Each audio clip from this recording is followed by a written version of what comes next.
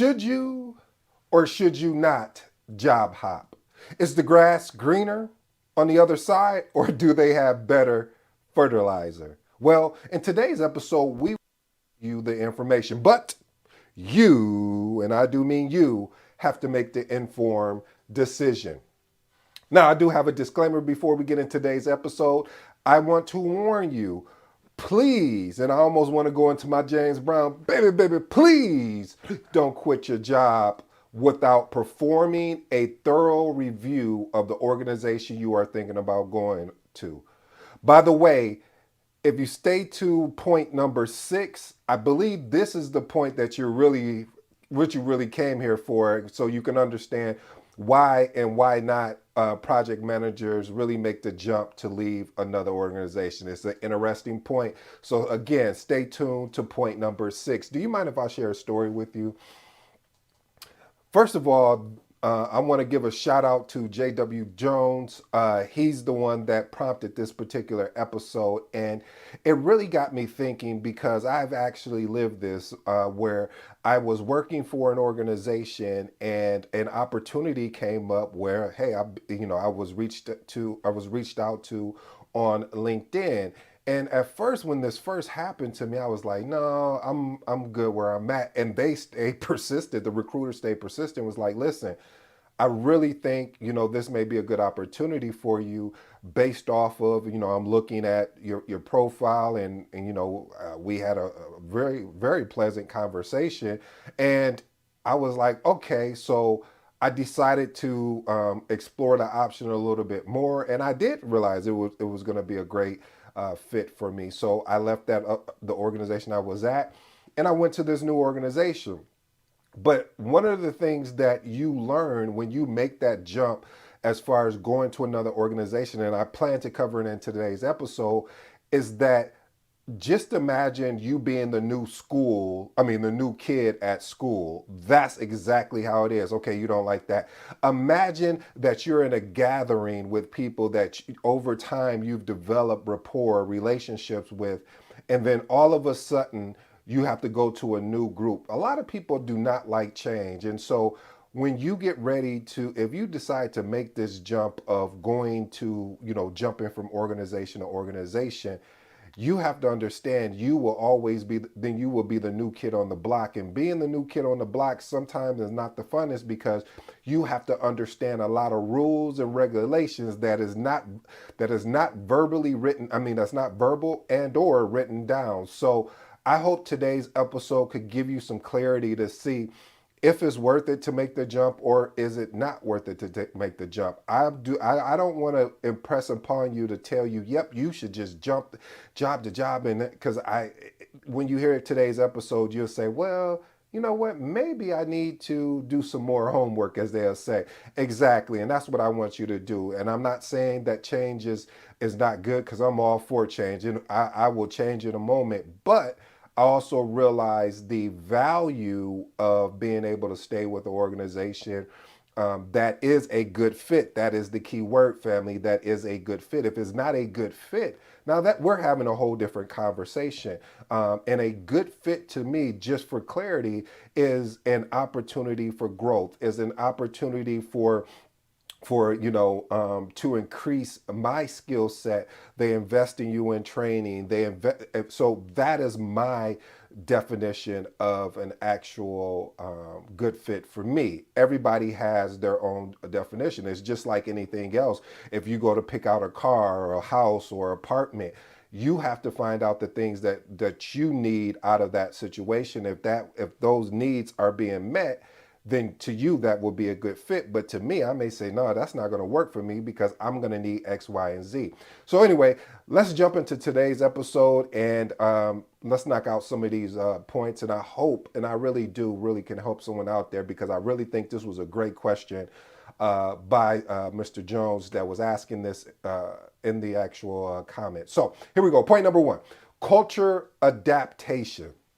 This is what I was saying. Working in different organizational cultures enhances your adaptability.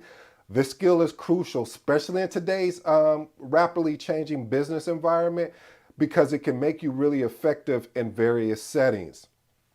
Now, let me give you some actionable tips. Remember, I was talking about the unwritten rules.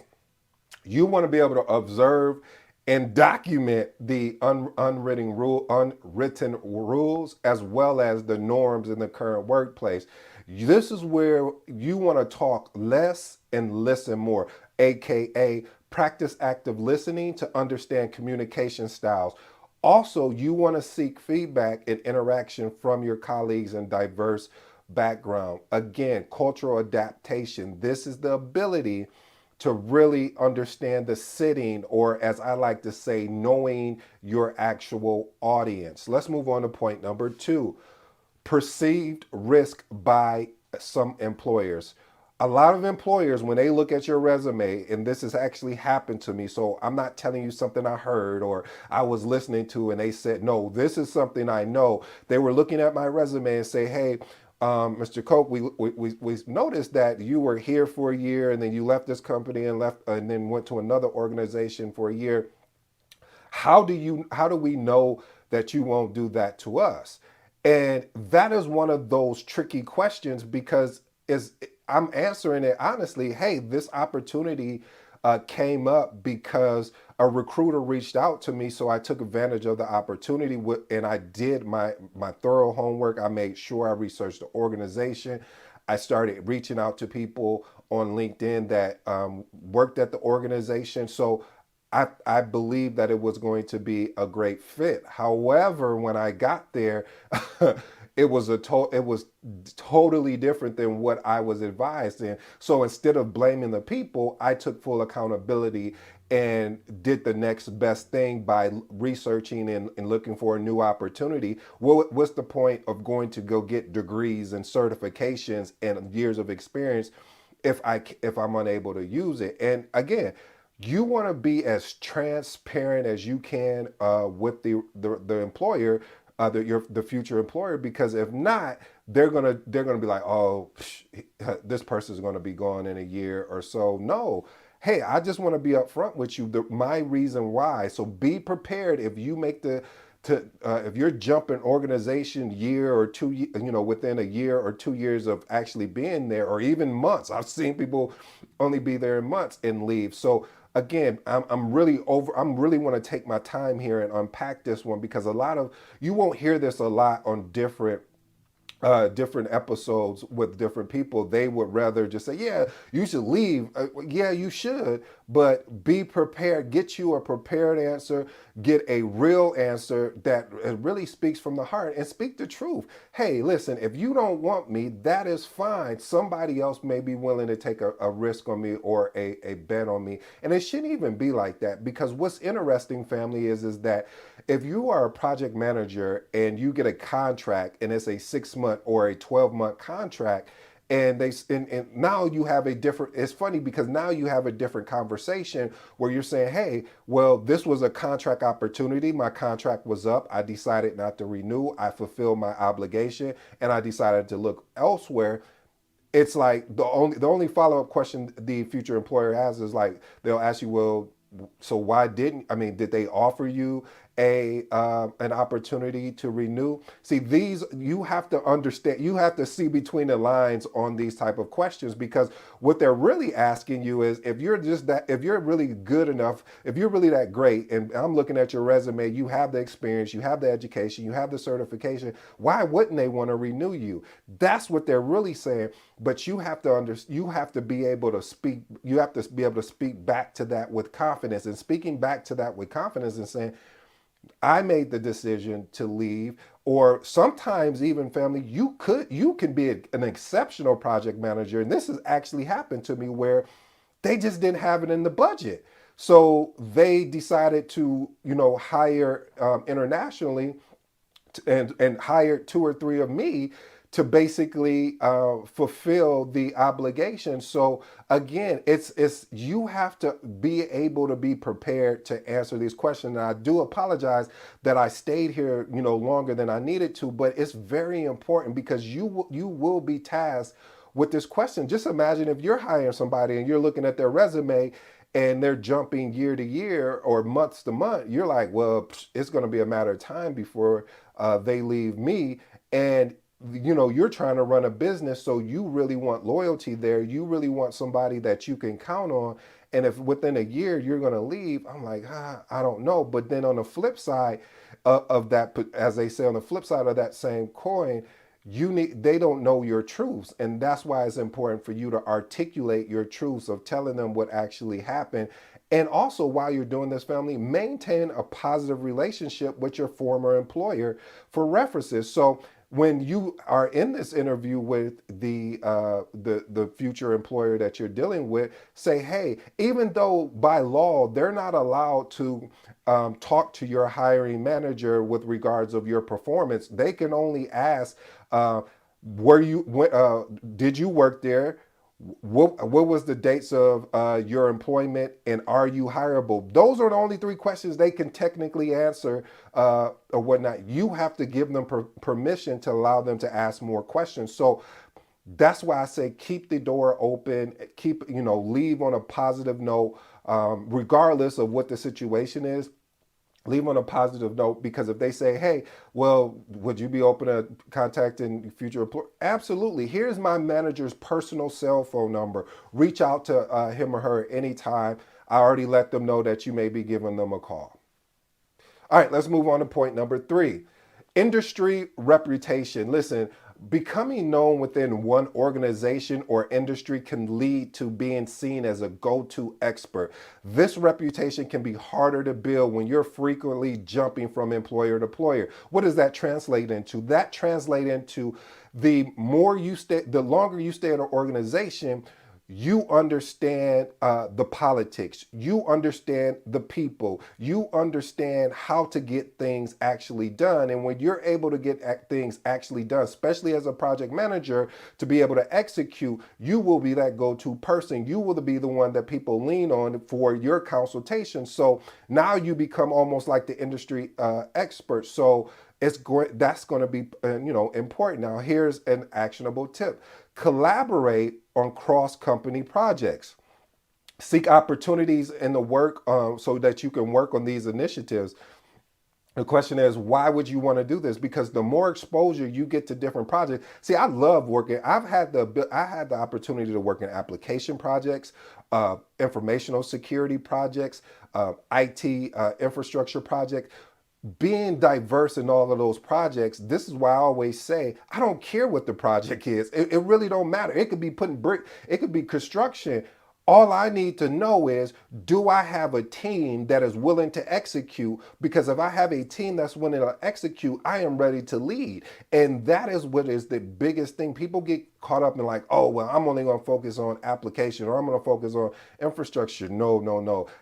You want to focus on everything. You want to get a taste of everything. You want to treat it like a buffet, because you're going to learn different things from. So now you have, watch this. Ooh, I like this, family.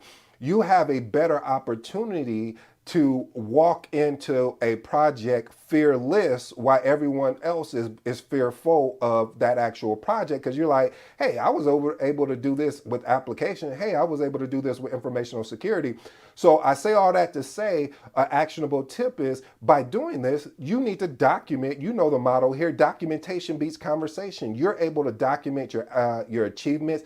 And family, keep a portfolio of your successful projects, positive client testimonials, as well as you need to have measurable impacts you have made along the way in the journey. Let's move on to point number 4. I call this the exit strategy. You see, I had to hit you with the hit. The exit strategy. But no, seriously, family, the exit strategy. If you decide to make to change from the organization, plan your exit carefully. I know it sounds like some 007. I know it sounds like you on a secret mission. But no, seriously, family, because let me explain something. I've watched when people left organizations, and the way they left I felt was very unprofessional. This is my views, right or wrong. This is what I was thinking. I felt that they should have set the organization up for success better, because if something happened where there was an opportunity for them to come back, or there was a shift in leadership, because maybe it was a leadership issue that they didn't like, and now all of a sudden that leadership regime is out, and the organization is like, man, we really miss working with ED. Let me give him a call back and see if he's open and coming back. And so, again, you want to leave very professional. You want to be able to ensure that you can do a proper handoff that you get. Now, it's up to the individual that you're giving a proper handoff to, that they're asking the right information. You can only do as much as you can do. And what I mean by that is you want to make sure they have all the necessary documentation. You want to go through everything. If you get in a situation where you're giving a proper handoff and you notice that they're not really taking an initiative, and you know why, because they're like, man, now I got to take on my work and his work. So understand that's the pain that's going to come with it, and then they're going to blame you. So I'm going to be honest with you, it doesn't matter what you do there as far as doing a proper handoff, but you need to make sure that you are getting, you're documenting this as that how you went about giving a proper handoff, because again, what could end up happening is you may get a call that they may want you back to come back because of this particular leadership has left. And this has also happened to me where I've left an organization. They wanted an opportunity to bring me back. And so you want to make sure you're ready to go and definitely prepare. Let's move on to point number 5, adaptability versus consistency. Listen, change your organizations regularly demonstrates, the adaptability, while staying put really shows consistency. Both are definitely valuable traits. However, depending on your industry and your career goals, this is going to be the challenge here. If your career goal is like, hey, I don't know what your career goal is. Is it a financial chase? Is it a knowledge chase? I don't know what it is. I'll give you mine. Mine is really to be able to develop in this thing called project management, not to be a guru, but to be one of the best in the industry. And the only way to be the best is be exposed to different projects. And this is my thinking. I may be wrong, but this is how I'm going about it, is saying, hey, if I want to be one of the best, I need to continually work on my craft, knowing that being number one is not, I used to always be like, man, I want to be number one. I want to just run this thing. And then I realized that for me, I want to be able to serve and help other project managers or even future project managers thinking about coming on board, because that's where I get my value. That's where I get my excitement when I'm mentoring and coaching people in this thing called project management that has made a decision, not a choice, to move forward. So for me, that's where now I realize that's my definite purpose, as Napoleon Hill would say, or basically my purpose. I can see when I'm walking in that and I'm talking in that aspect of things, I really get excited. I love watching somebody that what we call get a aha moment, like, man, I didn't even think about it that way. And I'm like, you know what? I didn't even think about it that way. It just came out through our conversation, and you were able to pull that information out of me because of how we were talking. So for me, I want to be one of those individuals that is a go-to coach and trainer in this thing called project management. So actionable tip: align your personal goals with the organization's long-term objectives. Seek opportunities to contribute to the company's strategic initiatives. And most of all, as you're on this journey, build a reputation as a reliable and consistent performer. Let's move on to point number 6. This is the one that you've been probably waiting for.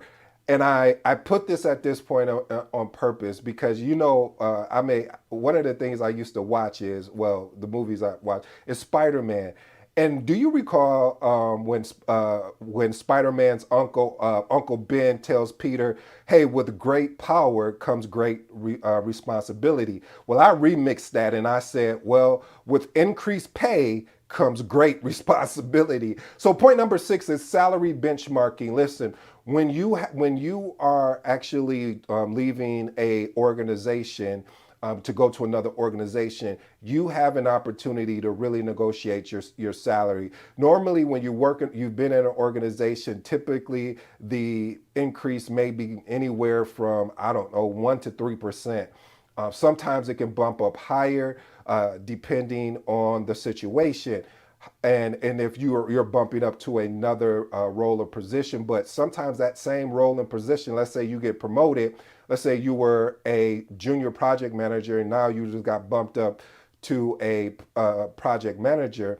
That same role at another organization may pay more, but even though it may pay more, it may be some things that you may not be aware of with regards to more responsibility, and there's nothing wrong with more responsibility, but they have a certain expectation because they're paying you a certain amount of money that you need to deliver, and if you're not delivering, well, we need to look in a different direction compared to when you're another organization. They may not be delivering that same amount of. You already know the organization, and there's still an expectation to deliver. But like what I like to say, they'll give you a little bit of grace because they're giving you a chance to kind of work and work into that role. Versus if you jump and go into another role at another organization, or I should say that same role, there's an expectation, and I hate this cliche, but there's an expectation that you're going to hit the ground running. So here's an actionable tip. I would recommend that you keep, again, a log of your achievements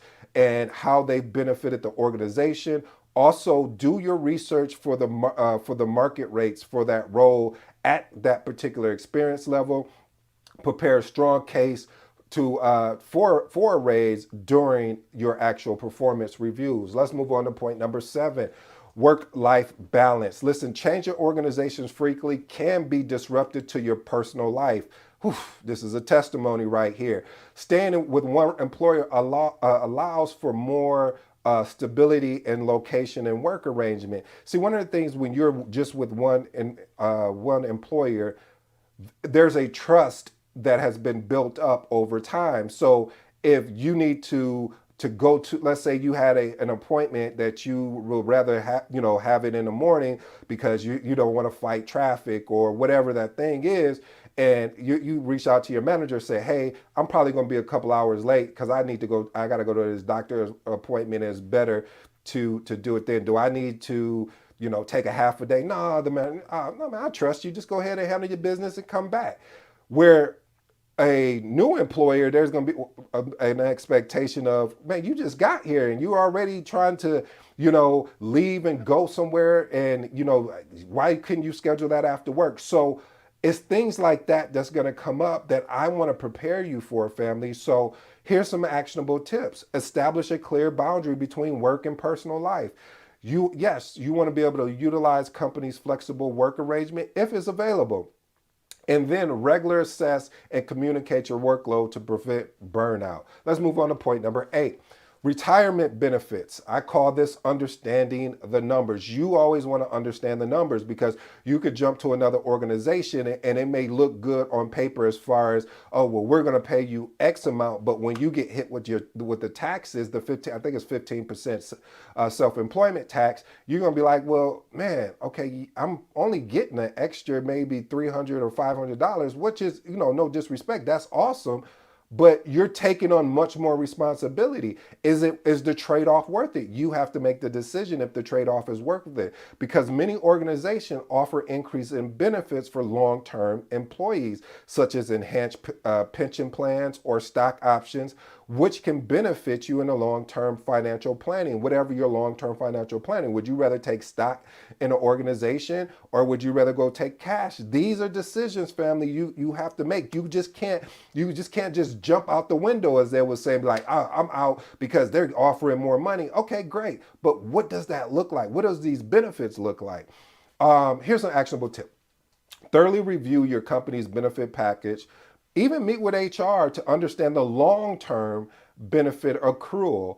And then also consider consulting a financial advisor to optimize your actual benefits. I got 2 bonuses, and as usual, family, I'm gonna let you go on your way. Bonus number 1, misalignment with company culture. I talked about this earlier. When you make that jump to another organization, there may be a mismatch between your personal values and what the organizational culture is. And this can cause discomfort and dissatisfaction. Have I lived through that? Yes. And it was very painful. It was painful because what was sold up front was not actually what I was walking into. And that's why at the beginning of this episode I put that disclaimer in there, because because now what I would hate to happen is that you make the jump because you seen today's episode and it's like, yep, I'm leaving because I like some of the things ED was talking about, but you didn't pay attention to everything that I talked about. You skipped through the episode, and you missed out on some valuable information. So again, before you make the jump, understand that there may be a misalignment between your personal values and the organizational culture. So you want to be able to go and do your homework. They're doing homework on you. Why wouldn't you go do your own homework? Go look on Glassdoor. Go look on Trustpilot. Go look on, if you're on Indeed, click it. I think they have like reviews. Click on that and see what people are saying. If you start seeing some of the same information, they said we're supposed to work from 8 to 5, but 8 to 5 is turning from 8 to 8 on a day-to-day basis, and you see that, consistently, you need to make a decision. Because if you don't, what you would hate to happen is, again, you get there and you realize, oh man, I should have either stayed where I was at, or now I'm stuck in a position where I got to quickly find another opportunity. And then it goes back to what I was talking about, the perceived risk from future employers. You just made the jump, and now you jump into another organization like right away. They're going to be like, well, why were you at this organization for a month, and it wasn't a contract, you weren't a consultant, so I'm confused. So again, family, make sure you do your thorough research. Make sure, I'm going to say it again, I know people be like, why does he keep repeating himself? Because I made the mistake. I don't want, please learn from this is why I do this so you can learn from the mistakes that I made along in this journey. Because if I can help one, I would rather help 1,000 people understand that yes, this is a beautiful career.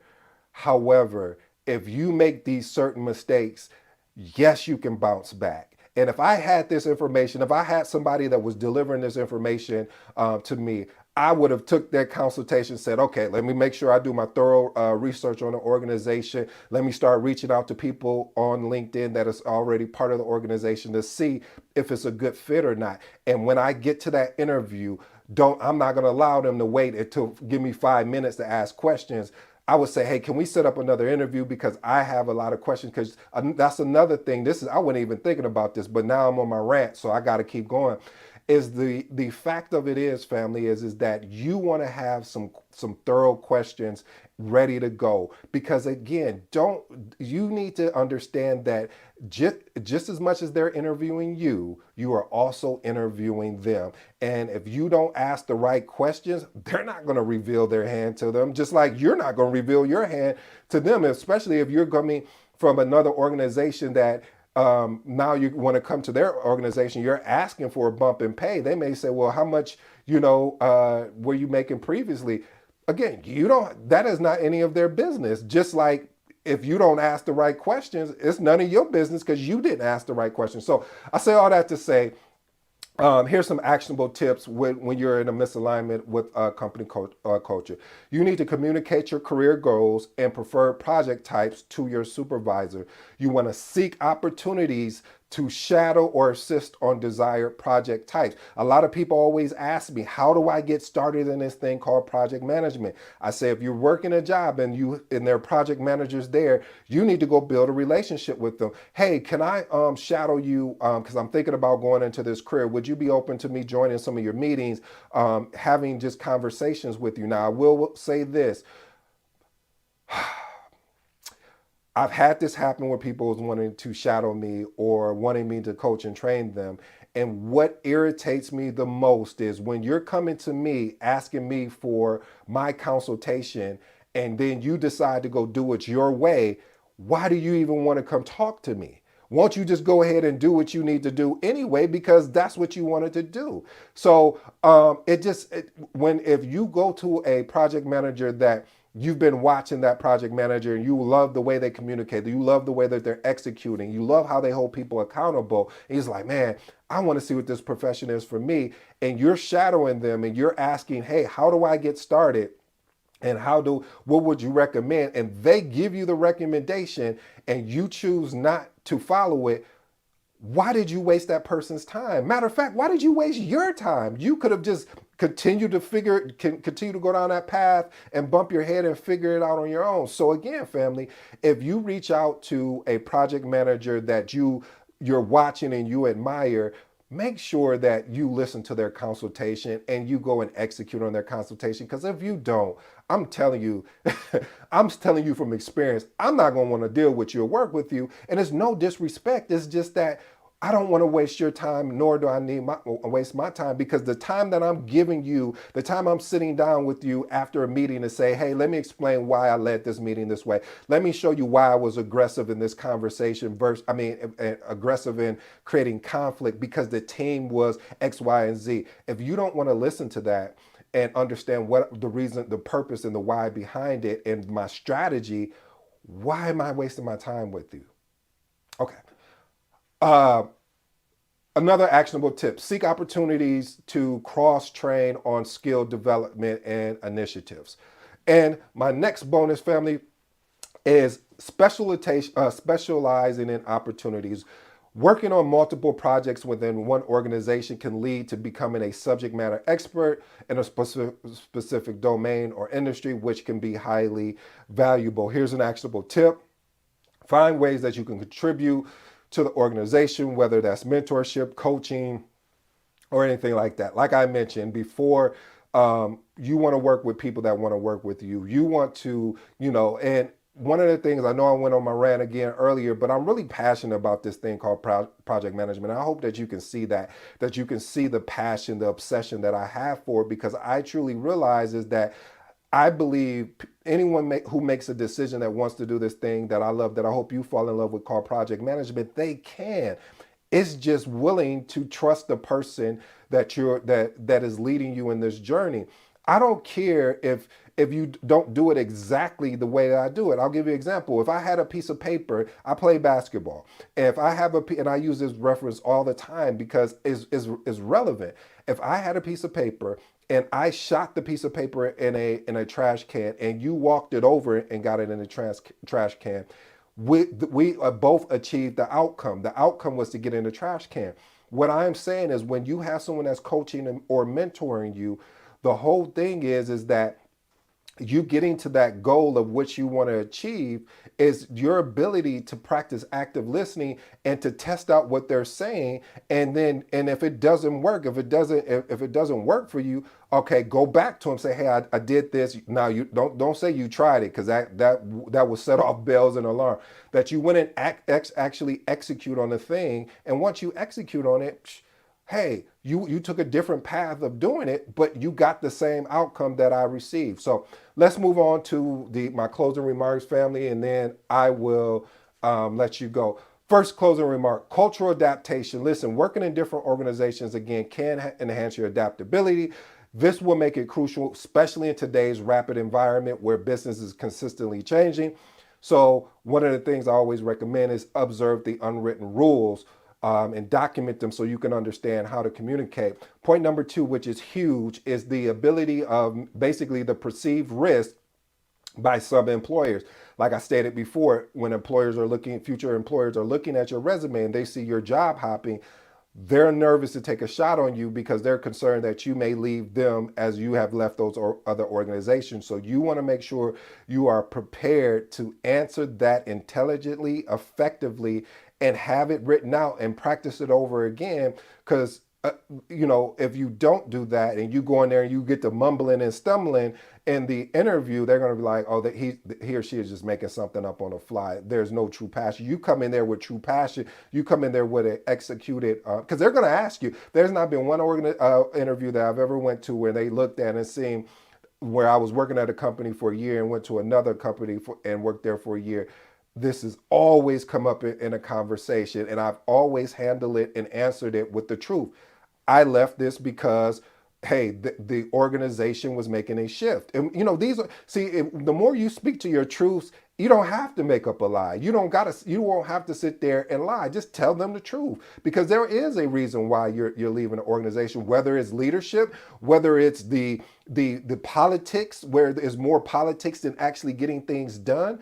It just tell the truth. I'm telling you, family, you will get more ahead. You will earn more trust with that future employer than you would if you make up some, boisterous lie. And the last and final thing is salary benchmarking. As I said, as Spider-Man's Uncle Ben said, "Hey, with great power comes great responsibility." And my remix to that is, with increased pay comes great responsibility. So make sure you're doing your homework on these salary benchmark. This has been your boy D. For all you smart and intelligent folks out there, listen, that just simply means Ed. I'm grateful and thankful that you locked into today's episode. Mr. Jones, I appreciate you recommending this episode. I didn't know I was going to go this hard on this episode. I thought I'd just throw out a couple points, but this is my passion. This is my obsession. That's just pouring through. I'm grateful that you gave me a chance to do this. Until next time, I'm out.